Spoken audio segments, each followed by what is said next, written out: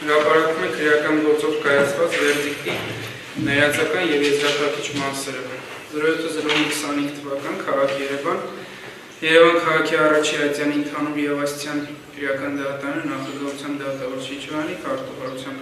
Մարտիրոսյանի, մասնակցության բանային մեղադրող Բաղդասարյանի, պաշտպան Պապիկյանի, մեղադրյալ Տեր-Մոյանի։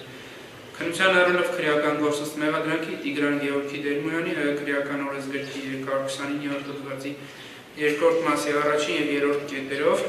դատարանը որոշեց Տիգրան Գևորգի Տեր-Մոյանի վերաբերյալ քրեական օրենսգրքի 329-րդ հոդվածի առաջին մասով կայացնել մեղադրական վերդիկտ։ Դատարանն արձանագրում է, որ հիմք ընդունելով քրեական դատավարության օրենսգրքի 276 հոդվածի 4-րդ մասի կարգավորումը մեղադրյալի արարքին տրված իրավական գնահատականը դատարանի որոշմամբ փոփոխվել է, ինչպես